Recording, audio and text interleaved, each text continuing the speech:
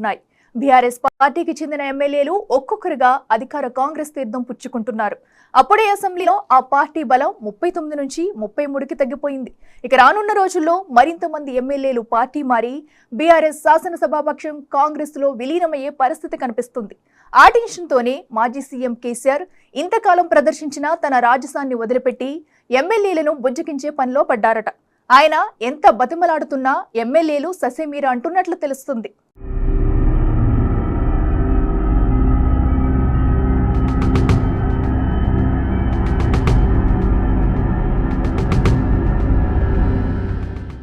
తెలంగాణ రాష్ట్ర రాజకీయాలు ఒక్కసారిగా మారిపోయాయి. అధికారం కోల్పోయిన బీఆర్ఎస్ 6 నెలలకే ప్రతిపక్ష హోదా ఉంటుందో ఉండదో, అసలు శాసనసభాపక్షంలో ఎంతమంది మిగులుతారో తెలియని అయోమయంలో పడిపోయింది.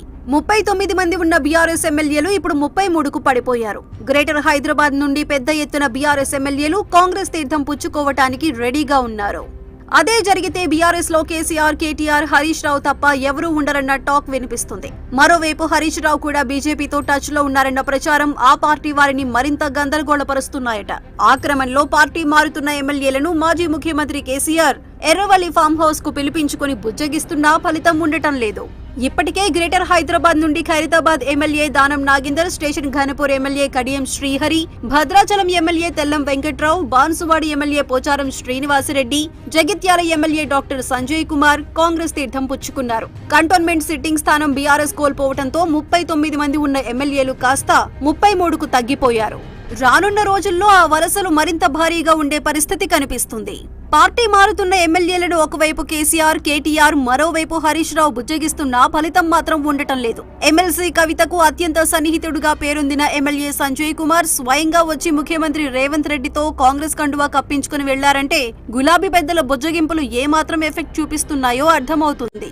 పార్టీ మారుతారని ప్రచారం జరుగుతున్న ఎమ్మెల్యేలను కేసీఆర్ 2 రోజులుగా ఎర్రవల్లి ఫామ్ హౌస్ కు పిలిపించుకుంటున్నారు. వారిని బుజ్జగించే ప్రయత్నాలు చేస్తున్నారు. తాజాగా అమెరికా నుండి వచ్చిన పల్లా రాజేశ్వర్ రెడ్డి, బాల్కొండ ఎమ్మెల్యే వేముల ప్రశాంత్ రెడ్డి, గ్రేటర్ హైదరాబాద్ నుంచి కాలేరు వెంకటేష్, ముషీరాబాద్ ఎమ్మెల్యే ముఠా గోపాల్ ను పిలిపించుకుని మాట్లాడారు. మాజీ మంత్రి దళసాని శ్రీనివాస్ యాదవ్ కూడా ఫామ్ హౌస్ విజిటర్స్ లో ఉన్నారు.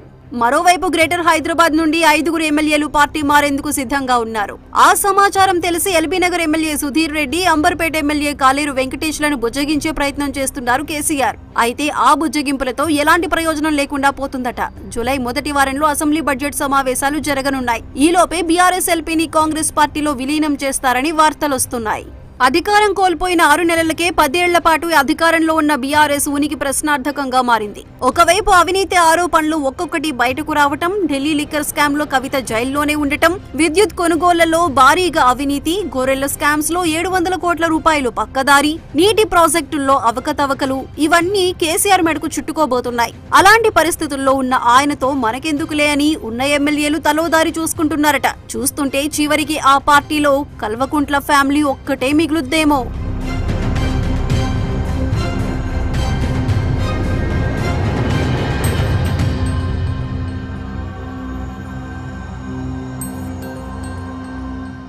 స్పీకర్ ఎన్నికకు